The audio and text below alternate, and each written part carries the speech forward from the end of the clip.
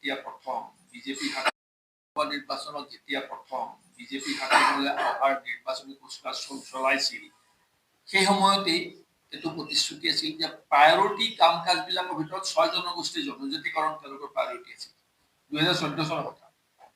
2016 চনতো একেই প্ৰতিশ্ৰুতি দোহাৰি বিজেপি ক্ষমতালৈ আহিল। 2021 চনতো বিজেপি অসমত একেই প্ৰতিশ্ৰুতি দোহাৰি ক্ষমতালৈ আহিল। 19 চনতো দিল্লীত একেই প্ৰতিশ্ৰুতি দোহাৰি ক্ষমতালৈ আহিল।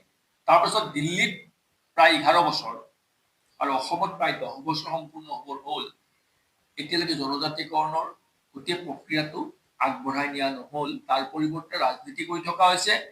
যোৱাকালি পৰহি আমি দেখিছো যে সংসদত এই কথাটো স্পষ্টভাৱে বিভাগীয় মন্ত্ৰীয়ে জনাই দিলে যে জনজাতিকৰণৰ কোনো প্ৰস্তাৱ অসম চৰকাৰৰ পৰা দিল্লীয়ে পোৱা নাই।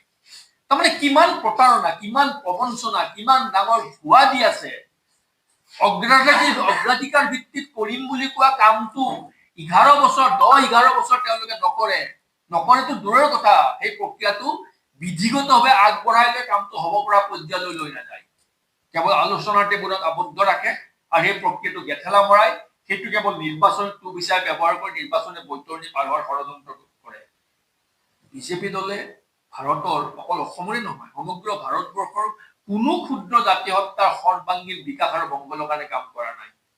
বিজেপি য'তে শাসনলৈ গৈছে সেইখন ৰাজ্যতে এটা পুঁজিপতি গোষ্ঠীক সেই ৰাজ্যখন গতাই দিয়া হৈছে, ৰাজ্যৰ অৰ্থনীতি নিয়ন্ত্ৰণ কৰিবলৈ দিয়া হৈছে আৰু সেইখন ৰাজ্যতে খিলঞ্জীয়া সৰু সৰু ক্ষুদ্ৰ জাতি হত্যাসমূহ নিহে গবৰ হোৱাৰ প্ৰক্ৰিয়া তেওঁলোকে আৰম্ভ কৰাই দিছে।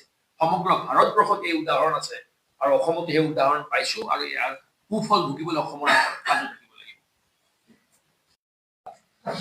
অকল কাৰ্বি আংলঙতেই কৰ্পোৰেট গোষ্ঠীসমূহক এতিয়ালৈকে 1.5 লাখ বিঘাতকৈ অধিক মাটি চৰকাৰে আবণ্টন দিছে। 1.5 লাখ বিঘা।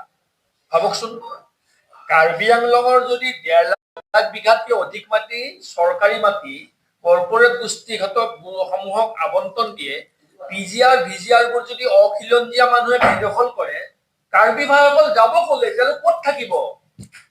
তেওঁলোককো থাকিব ঠাই দিয়ক। একে অৱস্থা, একে পৰিস্থিতি সকলো ঠাইত হৈছিল। ৰাভা এলেকাত হৈছিল, একে ঘটনা বড়ো ভূমিত হৈছিল, একে ঘটনা অসমৰ বিভিন্ন প্ৰান্তত হৈ আছে। এটা এটাকে জাতি জনগোষ্ঠীক অসমৰ মাটিত নিশেষ কৰাৰ কাৰণে বিজেপিয়ে পৰিকল্পিত ষড়যন্ত্ৰ চলাই আছে।